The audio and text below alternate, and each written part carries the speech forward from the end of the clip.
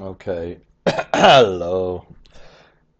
This is a video about continuing a video about this pre-operational cash flow. Now, a couple of things I just did that you don't really have to see. Here is the financial model. Okay, and we here is I added a couple of scenarios. Okay, and I'm just actually sitting at my father's house, who has a little bit of dementia these days. Um, so there might be some noise in the background. Um, the I have dementia too. Uh, we let's first just get some of this thing formatted. Okay, so let's see if I want to just format. It probably is going to be a good idea to at least format the commercial operation date. So remember the rule, my rule. Maybe it's the wrong rule. I might change it. As you go to the thing you want to guide the formatting, and just press the the row number in, and then we put this project commercial operation. Of course, that we leave. Excuse me. Oh, shoot. And then we press this. Okay, and then we press OK. So now so we can kind of see what this is the date, and we have in this case. Uh-oh, just a minute. Uh-oh. Uh, everything this in this case everything had the same dates, and just we had the let's put the same dates back in here because I wanted to start with one.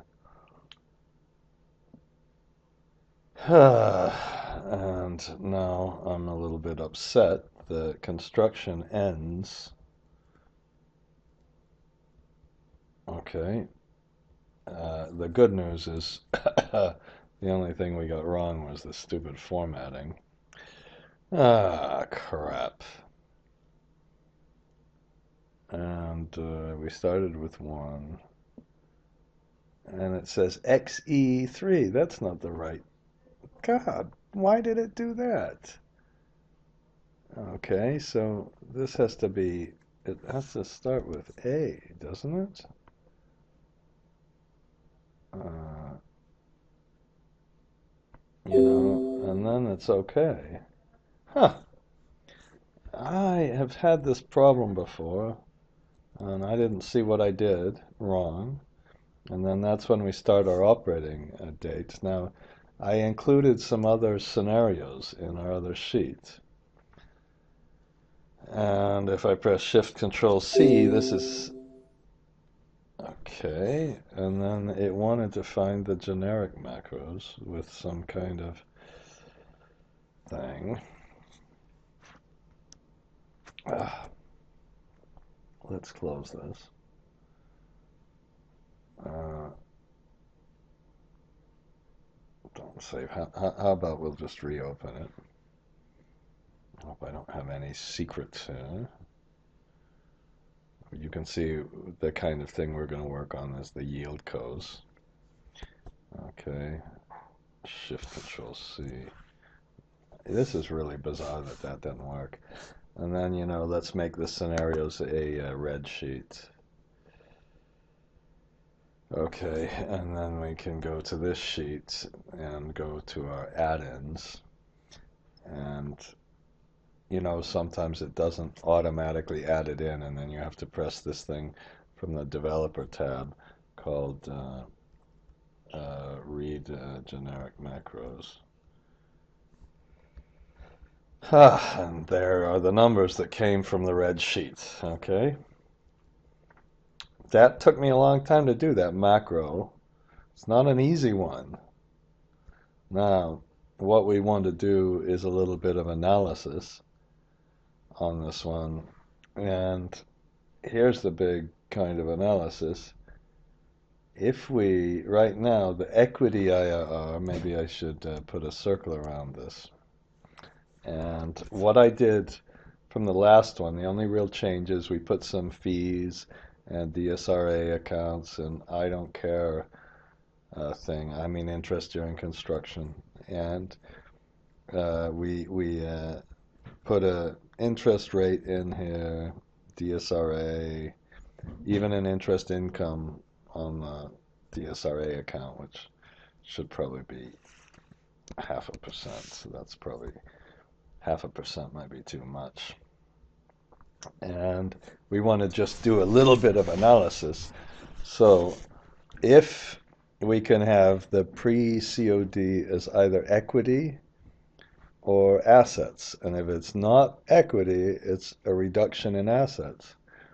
And then if we make it equity, it really helps. Now the effect is a lot more extreme if we have a higher, I think it was extreme, if we have a higher debt to capital ratio. So that's why I put the debt to capital ratio up here, 19 versus 23, okay? And this was with low pre-operating expenses. With a higher number, and the way I put a higher number is simply to have a bigger difference between, in this one they're all at the same date, in this one, you know, I forgot, this is the start date.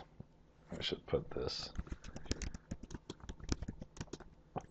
of construction, and what I did was put the same construction periods. And why was I afraid to change the construction periods? Well, I suppose I should, but then we'll have to put that with another index and all that stuff. So I'm going to leave that off for now. So you know that, and this is the number that Shift Control 7 that went into the other sheet. Okay, so if we have a higher, we have a really high debt ratio that's driving it. Of course, you know, if the DSCR is driving the size of the debt, if we're subject to the DSCR constraint instead of the debt constraint, this all doesn't basically matter. Cash flow comes from the future cash flows, not how you account for the historic cash flows. This is only an issue with the so this, whoops, if it's the same dates, we have nothing. If it's low pre-operational cash flow, what is this, about a little more than 1%? If we have high, medium, it goes from 18 to 15. It starts to get bigger. And if we get high, then we get 23 versus 16. And if we put the debt to capital higher, then it goes, oh my gosh, it's essentially getting no equity in there. So that was a little too much, okay? But you're really not putting any skin in the game. That was too low. Let's go up to 90%.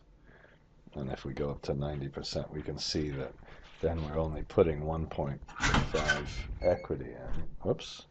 It's very windy out today. And if we increase the you know, cash flow, then look at the difference. A very dramatic difference. So I guess the lesson is to understand it's still a big difference here.